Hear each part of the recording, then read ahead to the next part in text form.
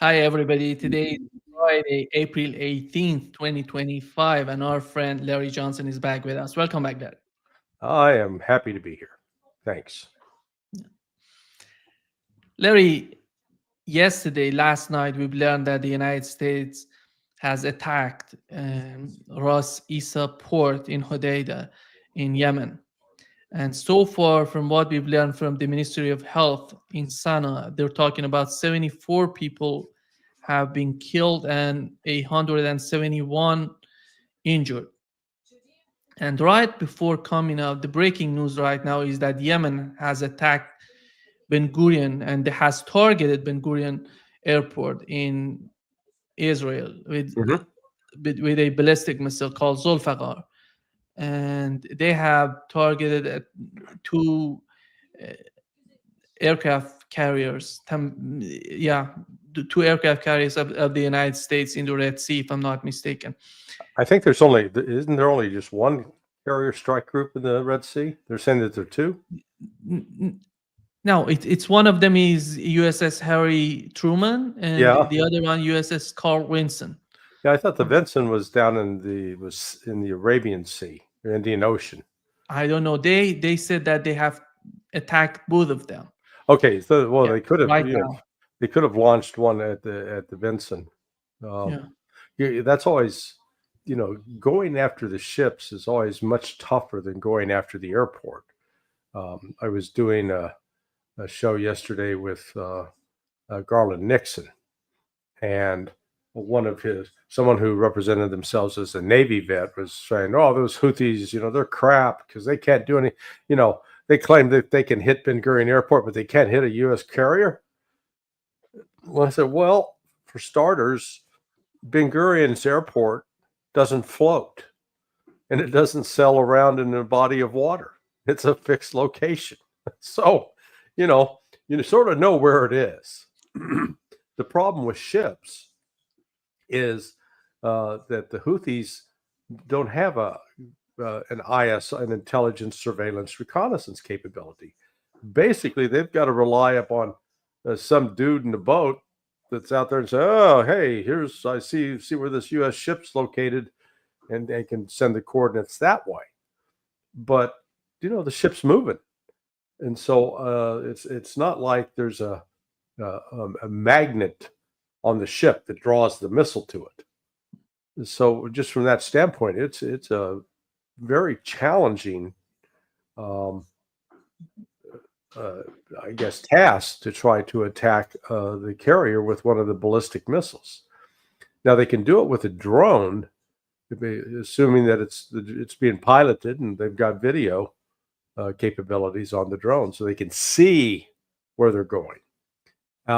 If that's another tactic they could employ. They could bring the drone in, locate the ship, and then try to fire the missile. But hitting the ship and finding the ship is difficult. I was involved with both scripting and executing counterterrorism exercises for 23 years, and several times we would do the exercise and that would involve pirates have taken over a ship or terrorists have taken over a ship, and the U.S. has to respond to go save it. And even the United States, with all of its great technology, would have trouble finding it. So, but it's noteworthy that here are the Houthis. Man, can't stop them. They're like the Energizer Bunny. They keep going and going and going, despite Trump's claims. Oh, we're gonna unleash holy hell. Yeah, we're killing civilians, and that's hell. But the U.S., despite the number I heard last week was over 500 sorties, just 500 different flights, attacks, bombing runs, haven't been able to stop the Houthis at all. And in fact, I don't know if you saw the news. I just saw the news this morning. The Houthis claimed that they shot down their 20th Predator drone. So they're now, if you figure that those drones cost $40 million, they've shot down $800 million worth of drones, but more importantly, they've shot prior to this March 15th. The Houthis are shooting down on average about one drone a month. Now they've shot down 5 in a month. So that's they're getting better, not worse. It's all about experience that they're having. Yes. How about the experience on the part of the United States? Well, we're finding out that we're not as strong as we like to think we are, and that we've got some limitations of, we've talked about this before. They're trying to destroy these missiles, the ballistic missiles that the Houthis are firing. Well, they're not at a fixed. Again, they're not at Ben Gurion Airport, or they're not at Cape Canaveral. They don't have a fixed base where those missiles are pointed up in the sky ready to be launched. If that was the case, yes, the United States would have destroyed that already. No, but they're out there moving them around. They're on trucks, and they got mobile launchers, so they can drive out to a location, set up. It may take 10, 15, 30 minutes to set up even, but they can fire and then move off. Well, the United States, apart from the drone, the Predator drone, doesn't have the ability to immediately identify. It's not like we've got a big map that lights up and says, "Hey, there's a missile being launched in sector ABC," and then we can target it immediately. No, it's just people may see that crap on Hollywood, but that's not real life. So with the Predator drone, yes, the Predator can spot it in real time. So they've got, the operators controlling it. You've got the visuals below, and the Predators can carry a whole variety of pretty potent weapons. So it could be used to destroy one of those mobile missile launchers. But the Houthis figured that out, and so if it's a real mobile missile launcher, it's being accompanied with some air defense capability, and they're shooting the Predators down. And so I don't know if it doesn't appear the U.S. has learned anything from this yet. They recognize that they keep shooting it down. It's not like we've got an unlimited supply of these. Then they're damn expensive, and they take a while to build.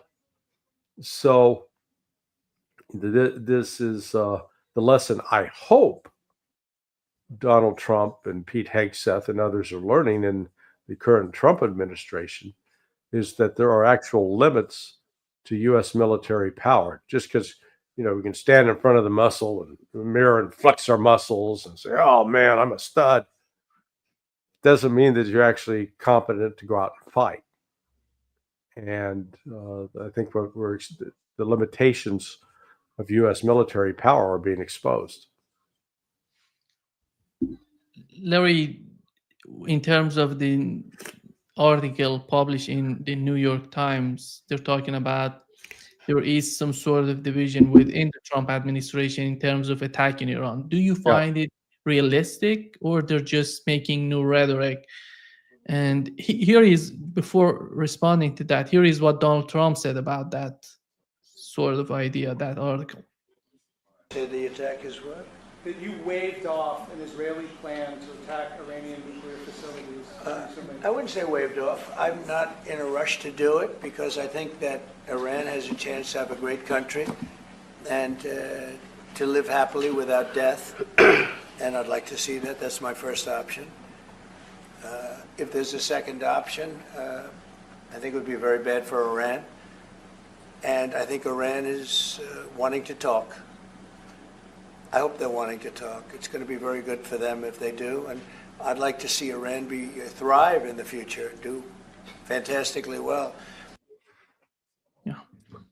Yeah, it sounds like, based on that article, that J.D. Vance, Susie Weiss, the chief of staff, The surprising name on the list was Pete Hegseth, and then Tulsi Gabbard, all argued against it. Now, I think the basis for the argument is that the U.S. intelligence community, if they're doing their job properly, will have said, look, the last time Israel tried, in October 27th, when Israel tried to attack Iran, their planes, Israeli planes, could not get closer than 70 nautical miles from Iran's border because they were then being lit up already with electronic signatures coming out of Iran.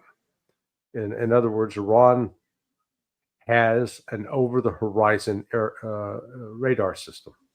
They can detect what's going on out, some distance outside. And also that despite, U.S. claims and Israeli claims, oh man, we kicked their ass, boy, we wiped them out, they don't have any air defense left. The reality is otherwise, that Iran fended off the Israeli missiles. They did very, very little damage. The word going out is Iran, since that attack on October 27th, has boosted its defense systems. It has entered into a cooperative security agreement with Russia. And as part of that agreement, Russia is providing extensive military support to Iran. But Iran, in its own right, has its own technologies that it's developed and its own, air defense system capabilities. So I think that they gave Trump an honest assessment, saying this, if we do this or let the Israelis try to do it, it'll be a disaster. We'll lose. This is, this is worrisome. The good news, and I wrote about this, is that not everybody surrounding Trump are crazed and loony. They're not insane. They were able to sit back and properly assess it. But this raises the question now with respect to what happens tomorrow, Saturday, in Oman, because the United States and Iran are supposed to sit back down and talk again, which is good, except Witkoff in public has been reversing himself. He's done, a complete about face. And, the Iranians are like saying, what's going on? Why, this is not how negotiations are supposed to take place. Don't come in and give us assurances and then withdraw those assurances and take the exact opposite position.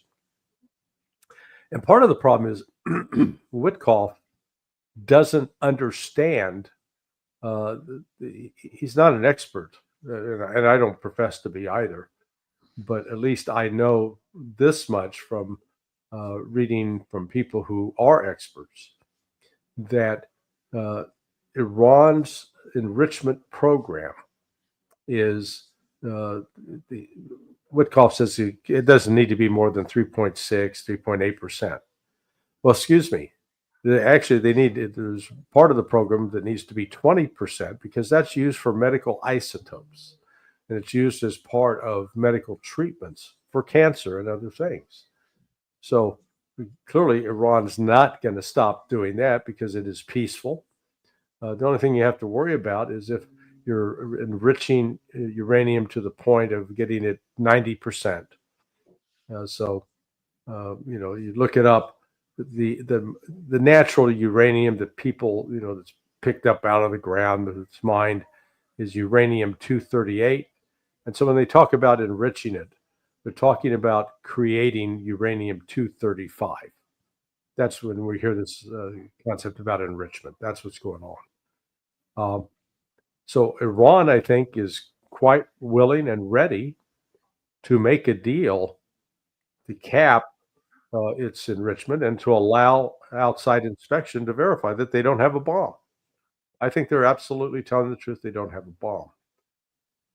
What's fascinating is how Iran's in a different position today, both diplomatically, militarily, and even economically than it was 10 years ago.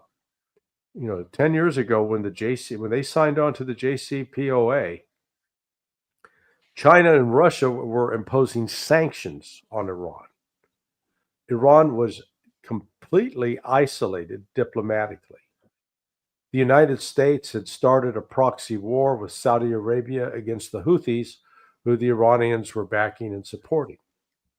The Iranian economy was a disaster then. It's still somewhat of a disaster now, but it's limping along. But it was then also in a sort of life and death struggle in Syria, trying to support Bashar al-Assad, who was under attack by Western-backed Islamic terrorists, by ISIS, al-Nusra, and later Hayat Tahrir al-Sham. So, yeah, it was under some pressure to agree to that back then. Now, different world. It has a strategic military relationship with Russia. It is engaged with strategic military exercises with China. It has deep diplomatic and economic ties with both Russia and China. And we saw yesterday that the foreign minister Araguchi, is it, or Agauchi? Arabchi. Yeah. Arachi was he was up in Moscow talking to Putin about, okay, we got this meeting with these crazy Americans on Saturday, and this is our position. We've coordinated it with you before, because I'm sure Russia's been giving them. Russia's not going to tell them, hey, you do this or else. But Russia said, look, let's agree. Let's prove to them that you don't have a nuke. We'll help prove that to them. And if that's their only issue. Now, I maintained, while Trump keeps saying, no, they can't have a bomb. That's bullshit. That's not the real reason. They just want to find a reason to destroy Iran, because Iran is a stepping stone for attacking Russia. This is all about attacking Russia. And the United States, no matter what they say, oh yeah, we're seeking peace with Russia. Nonsense. I don't believe it for a moment. We're one of the most cynical, devious countries in the world. And I'm sorry to say that. And actually, we've seen something rare, something not so much common in terms of the relationship between Russia and Iran recently. In terms of negotiations, Larry, we had the foreign minister of Iran delivering a letter from the supreme leader of Iran to Russia, which shows, as the foreign minister says, which shows how Tehran views Moscow as a strategic ally. Yes. And the nature is, Go ahead. Sorry, I apologize to interrupt. I was wondering if the United States appreciate or understand what's going on between Iran and Russia in terms of any decision on their part. You are really hilarious, man. You are an optimist. This is your youthful optimism. You think that there's some smart people in the United States thinking about this stuff? Ain't happening. Yeah. Listen, I wish how you viewed the world, because you're talking from a sensible, intelligent standpoint. Man, that's not how Washington works, at least in my experience. You don't put people that have deep knowledge and understanding about, let's say, Iran in positions of leadership. Someone was writing that what happens is these people become Iranian experts. I put the quotation marks around it, because they've read the books that are all written from a Western perspective about Iran. They've never been to Iran. They don't speak Persian. And they keep repeating sort of this construct of what Iran is. Oh, number one sponsor of terrorism. Oh, it's this religious authoritarian state that there's no freedom whatsoever. Without actually being able to understand and look at it from Iran's perspective, and also from Russia's perspective. And they're not looking at this. When I think Russia is really sort of the driving force in this now. They've fully come to understand what a threat the United States and Europe poses. And I think they've realized that there's nothing that they can say or do that's going to satisfy the West. That'll be enough. We will continue our efforts to subvert and destroy.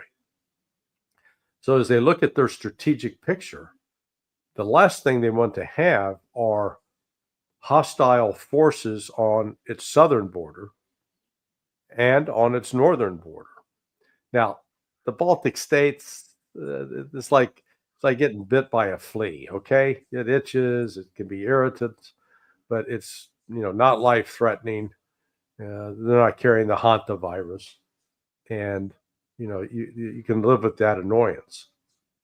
But for years, formerly under the Soviet Union, they faced what they thought was a threat from China.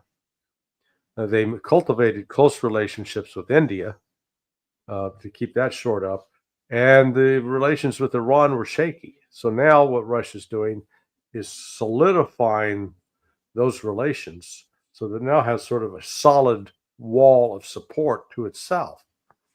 And Iran plays a particularly important role, as we've talked about before, with that north-south transportation corridor, which allows goods to be moved in and out of Russia through Iran. And it's going to be an economic boon for Iran as well, provide jobs and, help turn the economy around. United States, all we're looking at is how do we get rid of the long-term view is really it's China. But a stepping stone for dealing with China is to peel off Russia so that Russia becomes a new enemy of China. And this was first written about in the RAND report back in 2019. It was followed up in December of 2020 by this article by A. Wes Mitchell that we talked about, I think, on Monday, that was in the national interest. And basically, they're coming up saying, how do we achieve this split to peel off Russia from China? And the plan was, let's basically attack Russia, defeat it militarily, and force it to come to recognize that it's weak and has to align itself with the West. I mean, it's talk about perverted, crazy, devilish, but that's what happened. And you start looking back now with the benefit of hindsight. The United States started building up its transport base in Poland in November of 2021. Now, this is 3 months before Russia started the special military operation, but the United States knew that, and Russia had actually a peace agreement on the table that while Biden initially said he'd accept it, Blinken, told Lavrov to screw off and then go shove it up your ass. So the United States was preparing for that. We were provoking Russia into the war for this long-term, so there is that type of strategy at work, unfortunately, but none from a peaceful standpoint. Larry, the United States sending a lot of bombs to Israel, and do you believe that they want to use them in Gaza because Gaza is just totally destroyed, or they just providing Israelis with bombs in order to use them against Iran? Well, both. I mean, they're going to. the United States wants to ensure that Israel's in a position to continue killing civilians. And that disgrace of Ambassador Michael Huckabee is now on scene. Good God. All he is doing is encouraging the religious extremists. There's Alistair Crook writes a Substack, Strategic Culture. And I really encourage people to read that because one of the things he publishes at least once a week, and sometimes more frequently. His wife, Aisling, is a scholar in her own right. She speaks multiple languages, has lived, attended Hebrew in university in Jerusalem. So what she does is she goes through and translates the Hebrew press. Now the Israelis, what they have English language news services, Haaretz, Ynet, Times of Israel, Jerusalem Post. But when you read what's actually written in Hebrew, they're telling a different story. There are things that they do not cover or present in the English press. It's in the Hebrew side. And what they've revealed in this is Israel's internal divisions are heating up to the point of civil war. That you've got a growing number of military personnel, both retired and active duty, that are calling for an end to the war in Gaza, a negotiated settlement, and certainly not attacking Iran. So it's a quite different picture than what you get if you just watch the English news, which, all the Israelis dancing around in a ring, dancing the hora, and everybody's happy. No, they've got some real serious internal problems. That's one of these wild cards that could change the whole picture. If Bibi Netanyahu dies within the next 2 or 3 months, because he does have prostate cancer and he's had a heart issue. He's not a healthy guy, and if he doesn't wake up some morning, then Israel's they're in a real dilemma or predicament, because clearly there's not a leading candidate to take the reins, and there's a split. Alistair talked about this extensively. I did an interview with him yesterday. I maybe posted today. That you have these European Jews, called the Ashkenazi. They tended to be more secular, more, if you will, European. And then you've got this religious Jews, the Sephardic Jews, and they're religious extremists. They believe that this land is ours. God gave this land to us, and anybody else that's on it is an evil person that we have to destroy. So you got those two groups. I mean, there's no compromise between that. These are, there's some things where you can find a compromise. There's no compromise here. One side's going to have to prevail over the other. And Netanyahu has aligned himself with the religious crazies. And if they come to power, then they're going to make decisions that will lead to the destruction of Israel, in my view. Hamas announced that they're ready for a permanent ceasefire. They're ready to exchange hostages, prisoners. I don't know if that would be interesting on the part of the United States to put pressure on Netanyahu, if that would make some sort of, I don't know, provocation in the mind of the Trump administration to find another solution. Because Hamas is ready to talk. Hamas is ready to exchange the hostages. How about Netanyahu? How long does he want to continue the conflict? Is the United States willing to continue to the end? As long as it takes. Takes for what? To purge the land of Palestinians, to clean them out, to exterminate them.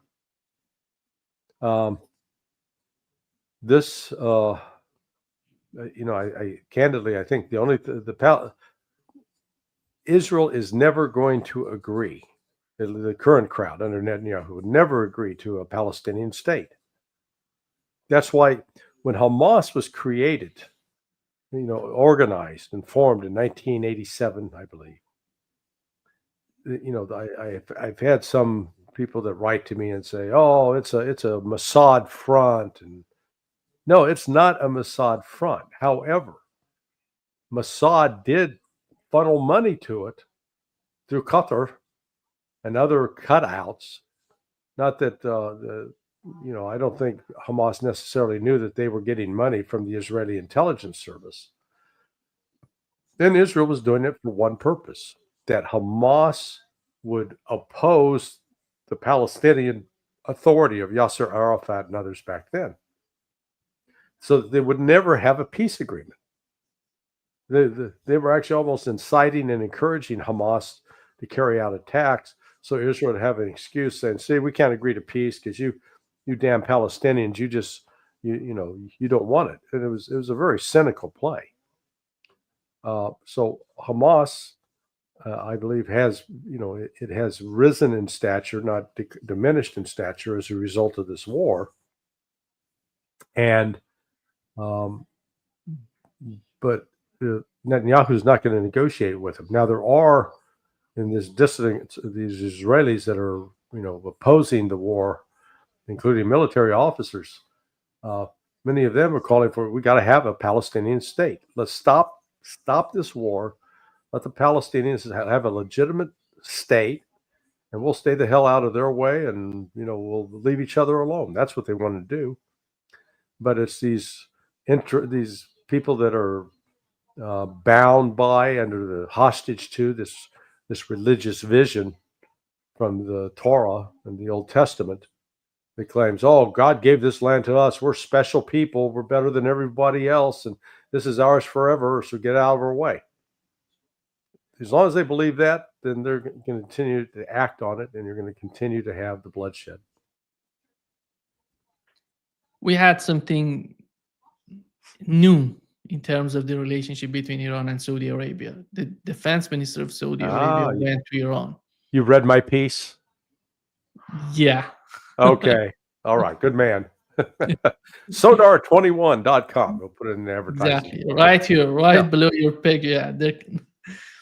And Larry, it seems that if you remember when this rapprochement has happened between Iran and Saudi Arabia, many people were skeptical about what would happen after that. What can this sort of new attitude bring to the relationship between the two parties? What we've learned so far, how does it work in terms of the relationship between the United States, between Saudi Arabia and Iran? Well, as I mentioned earlier, 10 years ago this time, the Saudis and Iranians were basically at war, a proxy war in Yemen. And, the Yemenis proved to be a pretty tough customer because they could continue to hit oil fields in Saudi Arabia and creating problems. So, now it's 2 years ago that through the intervention of Russia and China, they brought about this reconciliation between Iran and Saudi Arabia. So they started, they met. You had Mohammed bin Salman, MBS meeting with the Ayatollah Khamenei. And, it appeared that the nature of the relationship was warming up. Still, the Saudis are still playing a bit of a double. They still had a foot in the Western camp and a foot in the Eastern camp, and they're sort of going. But you couldn't say that they were a reliable partner. This meeting that took place yesterday, and the public exchanges of what each side said, signaled to me a deepening of that relationship, that the Ayatollah pledging that the Saudis are their brothers in Islam, and the Saudis vowing to stand with Iran. I think this is driven by a number of factors. First, I think the Saudis are really leery of Donald Trump and his administration, particularly the killing that they're allowing to go on of the Palestinians.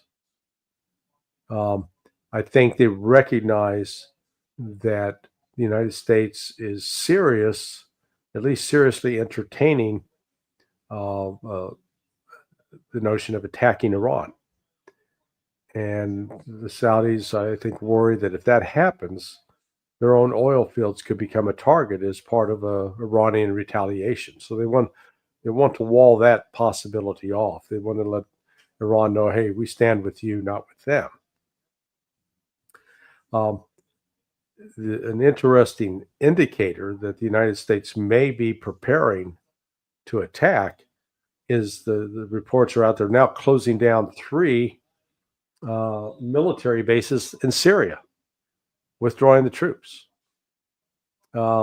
So, yeah, Trump has always wanted to do that, but I don't think this is designed to ease tensions in the region. It's to reduce targets that the Iranians can hit in retaliation. I think, unfortunately, that we'll find out tomorrow. I mean, today's Friday. When we get to the talks in Oman, if Steve Witkoff continues to insist that Iran has to walk away from its its enrichment program and get rid of its missiles and end all relations with the Houthis, Hamas, Hezbollah, Iran's going to say, we have nothing more to talk about.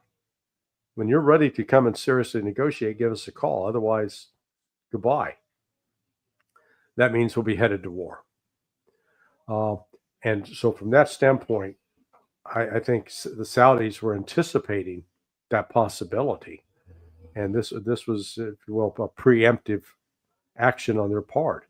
It certainly sends, I think, a strong message to Washington that the Saudis are no longer, they're not playing, the Abraham Accord is dead. Until the plight of the Palestinian people is settled, the Abraham Accord is dead. The Saudis are no longer going to be used, manipulated, because that's really what has happened in the past. The Saudis were always seen by the United States as somebody we could use to attack and weaken Iran.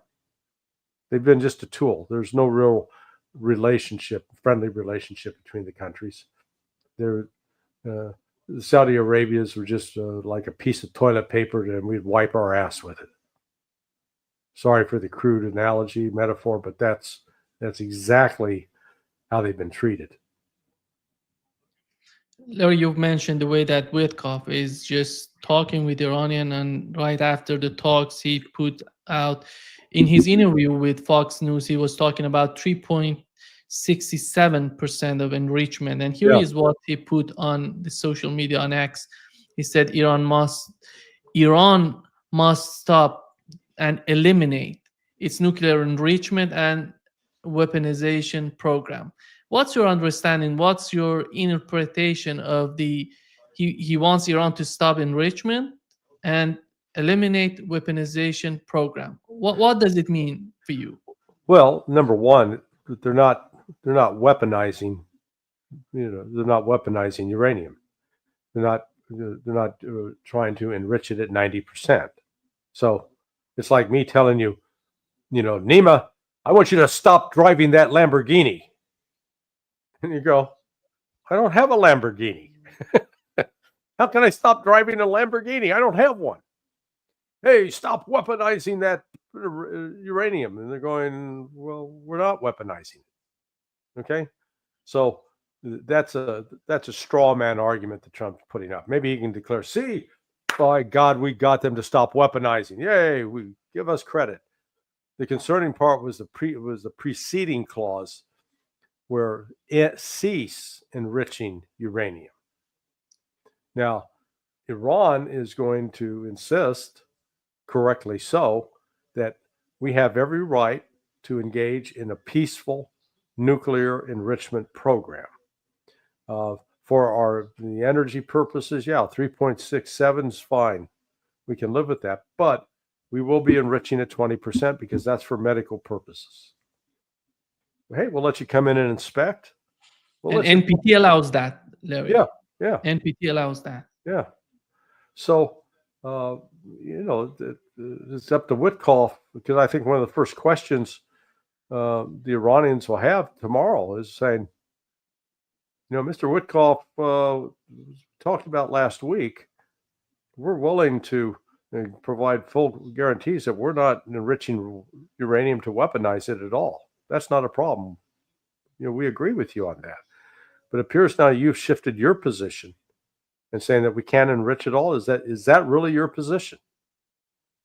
And if Witkoff goes, well, yeah, it is, then, I don't know what the Persian word for fuck off is, but, that's essentially what the Iranians will politely say and exit the meeting.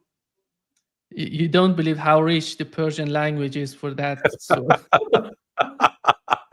There we go. So the big you reveal. Have multiple choices in that.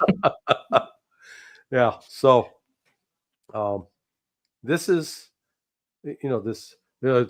Iran's got to accept the Trump deal or nothing at all. What? Sorry, that's not how negotiations work. And Iran is not over a barrel like it was in 2015. That's what people need to understand. It's a different world today. So, and this gets back to, the frustration with Donald Trump that, people welcome the fact that he came in and got the border closed and deporting all these illegal immigrants that were allowed to flood the country. But then his bull in the China shop approach, whether we're talking about how he's trying to deal with Russia or how he's dealing with the Houthis and now Iran and China and the tariffs, it's really counterproductive.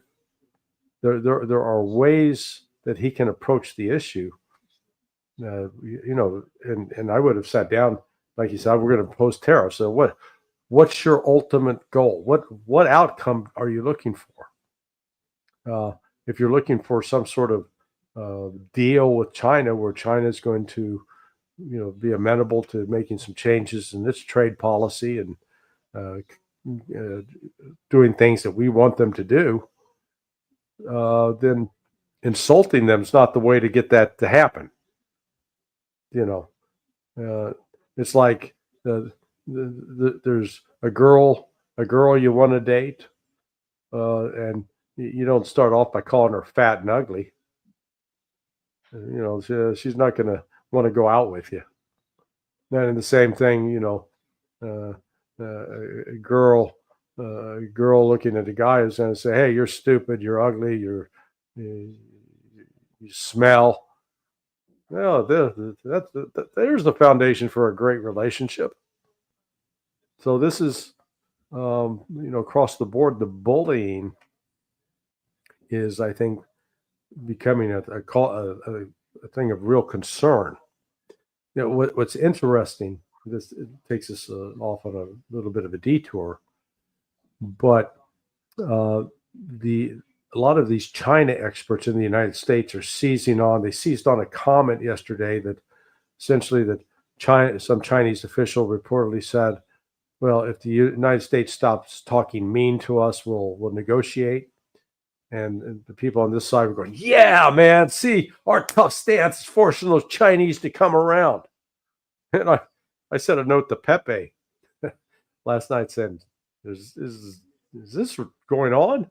And he had a colorful Brazilian expression that dealt with male bovine excrement coming back. And he said, no, are you kidding? The people, the Chinese are very united on this. It's so puzzling how my countrymen, many of my countrymen, are incapable of actually listening and trying to understand how our actions are making these other countries feel, and how they'll react. It really is. It's unbelievable, and we've gotten away with being the hegemon for so long. I guess we think we can continue to bully, push people around without any consequence. Larry, we had a meeting between Donald Trump and Meloni in which he talked about the situation with Russia. Here is what Donald Trump said. Does Vladimir Putin have to respond to your ceasefire proposal before you put secondary tariffs or sanctions on Russia? We'll see what that will be. We're going to be hearing from them this week, very shortly actually, and we'll see. But we want it to stop. We want the death and the killing to stop. And here is what Marco Rubio to determine very quickly now, and I'm talking about in a matter of days, whether or not this is doable over the next few weeks. If it is, we're in. If it's not, then we have other priorities to focus on as well. Not working yet on that level of specificity. I think that's something we can fix and solve in a way that's acceptable to everyone. I think we have bigger challenges that we need to figure out whether it's even possible within the short term. I can tell you this war has no military solution to it.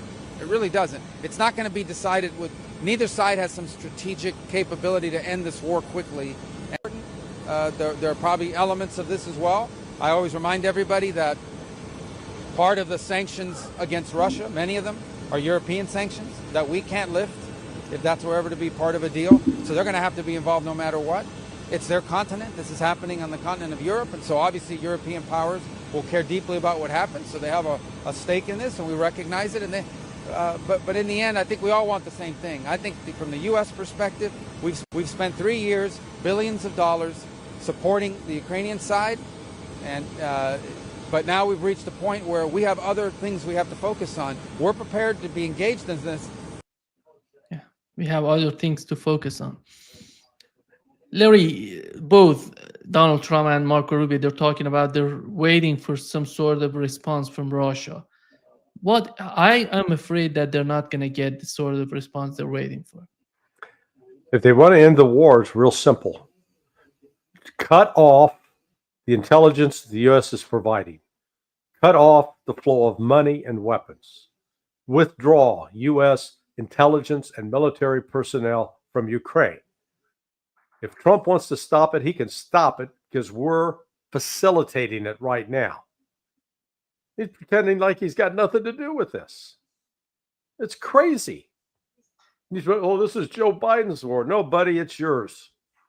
And you're going to wear it. And if you want to stop it, you can stop it today. Rubio is absolutely wrong. Oh, there's no military solution. He's a moron on this. He doesn't know what he's talking about. There's an absolute military solution, and that's what Russia's going to deliver. And it's in the process of delivering. I think on Monday I mentioned to you again, go use one of the artificial intelligence search engines and ask the question: how many towns, villages, cities, hamlets has Russia captured and held since January 2024? Get a long list. That's the same thing with respect to Ukraine capturing and holding territory from the Russians. 0. Okay? So that's not a stalemate. That's the exact opposite of a stalemate. And Russia right now is launching offensive operations on a larger scale than it ever has in the preceding 3 years. And it's all along the front. It's in Sumy. It's in the Kharkiv region. It's down in Donetsk, in the western portion of Donetsk, and it's down in Zaporizhia and Kherson, all along the front. And candidly, Ukraine doesn't have an answer for it. And I think this offensive is just going to continue to accelerate because Ukraine does not have the force. There will be a military solution. And this notion that Russia is going to agree to a ceasefire, no. Now, if the United States walks away, like Rubio's suggesting, yeah, that'll bring an end to the war faster.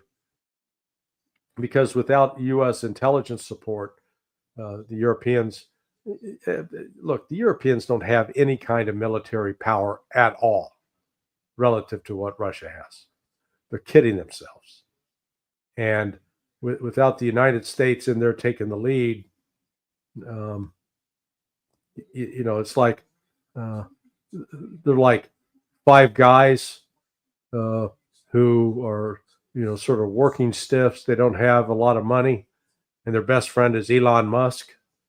And so let's go out to dinner. And so let's go eat at this restaurant. Let's go to this bar. Man, they're spending money right and left because they know that Elon's going to pick up the tab. And finally, when the day comes and Elon says, "Hey guys, have fun. I can't come out with you tonight." Oh, what do you mean? We got to pay? Oh, we got a problem. That's exactly what Europe's going to run into. They don't have the money, and they don't have the manpower. They don't have the industrial base. They don't have the military technology. They don't have the intelligence collection systems. But other than that, they're looking really good. So, Larry, in terms of what it seems that the United States is offering Russia to ease sanctions, just lifting some sanctions on Russia in order to convince them that they can reach some sort of ceasefire. But in terms of easing sanctions, do you think that this sort of policy would work? When it comes to Iran, it seems that the upper hand on the part of the United States would be the sanctions, that Iran is asking for them to lift the sanctions. But how about Russia? How does Russia really want? Is that necessary, as the case of Ukraine is for them? No. I mean, Vladimir Putin gave a speech now 2 weeks ago to the industrialists in Russia. And he basically said, hey, if any of you are trying to make your plans about your future business on the notion that we're going to get the sanctions lifted and everything with the United States and the West is going to be A-OK and we'll be, singing "We Are the World." He basically said, forget about it. That's not going to happen. He basically said, the West is always going to find an excuse to impose sanctions on us.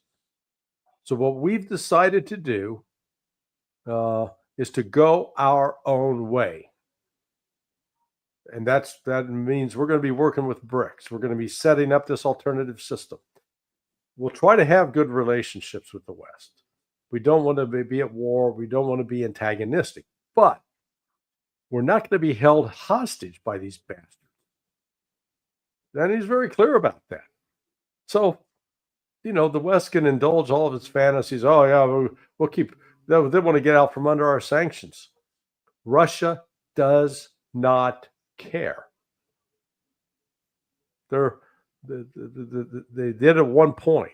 They no longer do. They have recognized that they must chart their own independent course. And, the West deludes itself into believing that we still got some leverage over them. Trump doesn't have a single card to play against Russia because the Russians know they're not going to agree to a ceasefire because they've seen every single one's been betrayed in the past. It will be a military solution by them, or it'll be a diplomatic solution according to the terms that Vladimir Putin laid out on June 24th, 2024, that were reiterated this week by Sergei Lavrov. He said it again about a month ago when I was with him, along with Judge Napolitano and Mario Nafal. And Narishkin, the head of Russian intelligence service, said it again the other day. I mean, the Russians keep saying it over and over. We're just got our fingers plugged into our ears and going, la, la, la, la, la, we can't hear you. We don't want to hear what they're saying. listen to them, and then you understand if you want to end the war in Ukraine, Zelensky's got to go, the Nazis got to go, and the Ukrainian military is going to be whittled down to where it's a National Guard police force. Russia's no longer going to allow the United States to build up a proxy army on its border that is then used to attack Russia. Do you think that Donald Trump and Meloni talked about the situation in Ukraine? I would wonder if Meloni still represent the same attitude that she had during the Biden administration. She was just totally in line with the rhetoric of Washington, together with.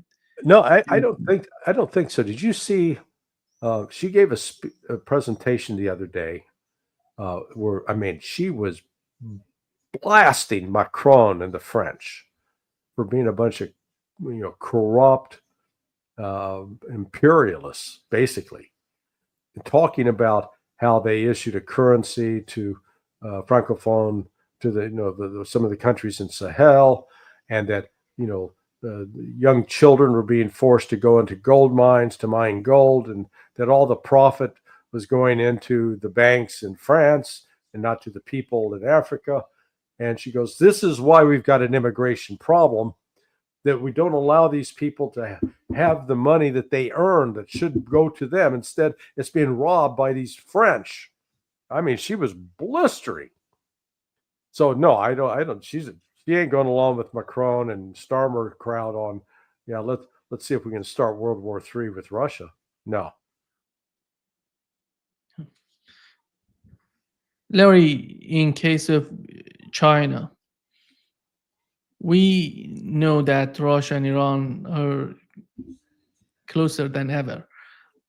And for the case of China, do you think that if Donald Trump is in a position to decide about which way to go, confronting BRICS or cooperating with BRICS, which I was talking with Alex Craner today earlier, and Alex believes that the future lies in some sort of cooperation between the East and the West. This is the only solution for that. Confrontation is just the destruction and nothing else coming out. But if we assume that Donald Trump, on the part of Iranians, let's assume, and on the part of Russians, if Donald Trump decides to lift primary sanctions, not secondary sanctions, primary which allow the American businesses go to Iran, to Russia, to cooperate with them to produce their goods there and all of that, which would bring some sort of relationship between Russia, let's assume between Russia and the United States, which necessarily doesn't mean that you're separating Russia from China. Oh, heavens, no. No. Yeah. It's some sort of relationship that can expand and can improve. Look, the reality, the United States is laboring under the assumption, the false assumption, that because we're the third largest country in terms of population in the world, and we are we consume 30% of all the goods that are produced in the world. We're like a ravenous locust. That Russia and China have no alternative but to deal with us. Basically, as Trump said, they got to kiss our ass. Well, Russia and China aren't interested in kissing U.S. ass anymore. And China has been recognizing the growing belligerence on the part of the United States. The United States creating this construct that requires us to view China as a growing imperialist military power that we have to stop, because they're a threat. If we don't stop them now, they're going to be a bigger threat in the future. So China began shifting operations away from being dependent upon the West. Notice that it has, one of the consequences of the current tariffs is to make it almost impossible for U.S. farmers who grow soybeans to sell those soybeans to China. It used to be like 57% of the U.S. Soybean exports went to China alone. Well, it turns out China started importing more soybeans from Brazil than the United States starting about 4 years ago.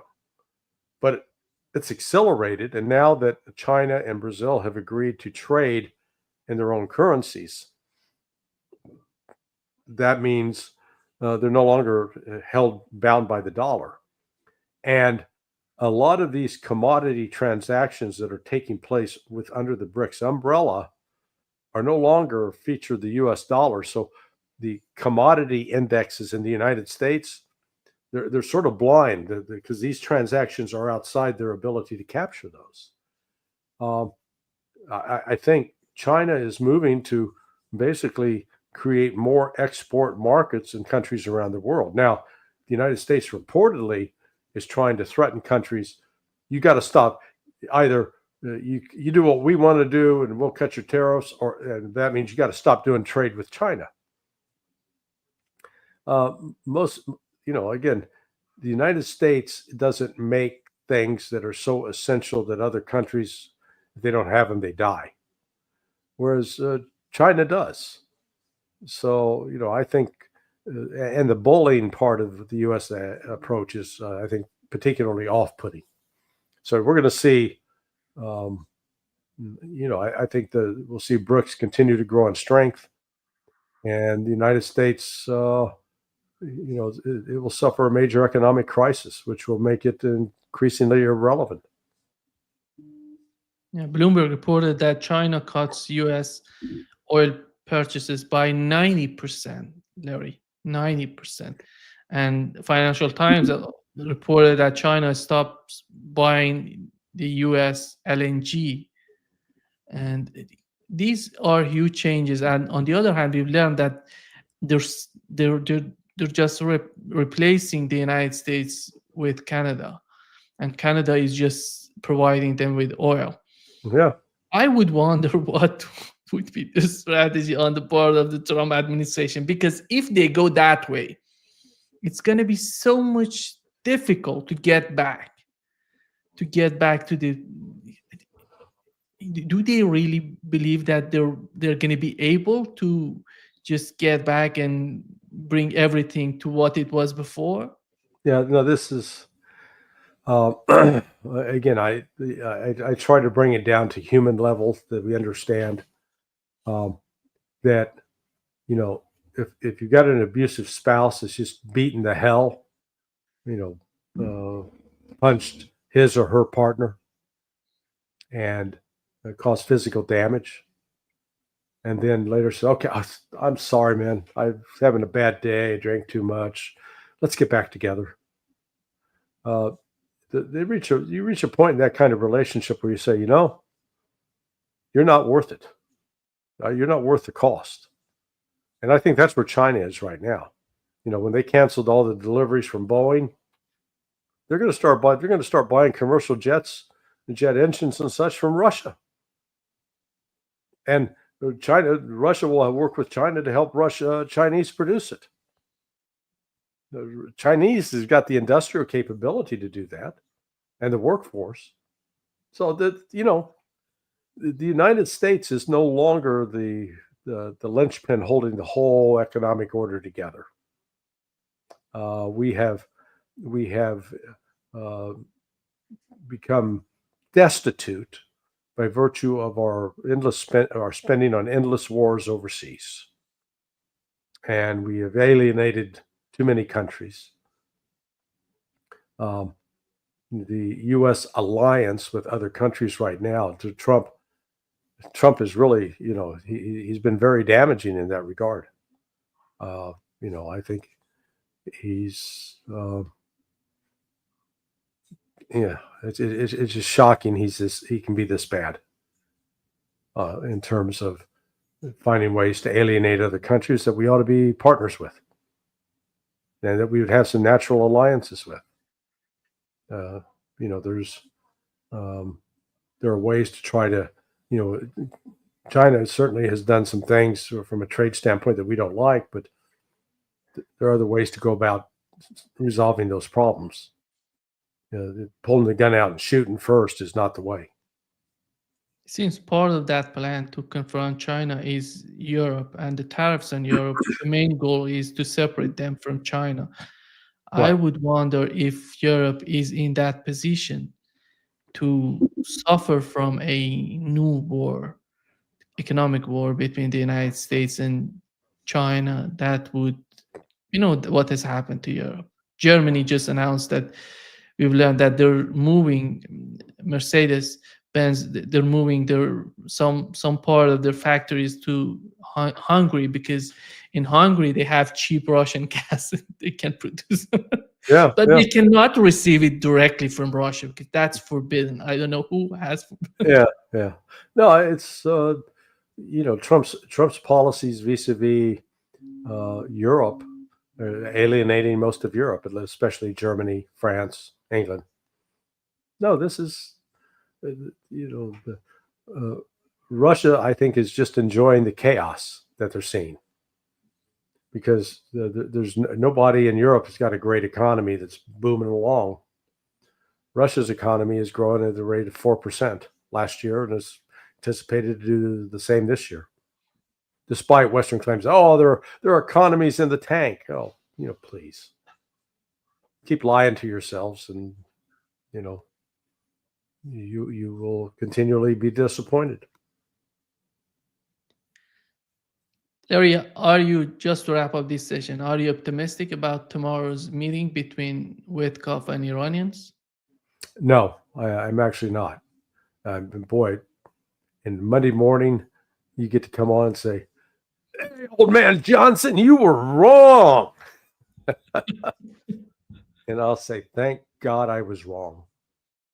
Because, look, I hope that sanity will prevail on the part of the United States. It's not Iran that's being a roadblock. It's not Iran that's being intransigent here. It's the United States. And there is a deal to be had. All the United States has to do is come in and say, okay, look, what we want, we got to have a complete, solid guarantee that you're not going to be building a nuke and you're committed to that. And Iran says, sure, we can do that. That's not a problem. I mean, it's really that simple. But I don't think the United States, frankly, because of the Zionist influence that surrounds Trump, is willing to take yes for an answer. And so I think it will, the talks will end and the fear of war will then grow. The reality, though, is the United States and Israel both have limited, despite the tough talk, their ability to actually carry out any kind of effective attack. I mean, for God's sake, the United States has flown over 500 missions against the Houthis since March 15th, and we haven't stopped them. We think Iran's an easier target? Please. Just say no to drugs, please. Just say no to drugs. Thank you so much, Larry, for being with us today. All right. Behave yourself. And to all who celebrate Easter, happy Easter. Happy Easter. Take Okay, care, bye. Larry. All right, my friend. We'll see you Monday. See you. Bye-bye. Bye.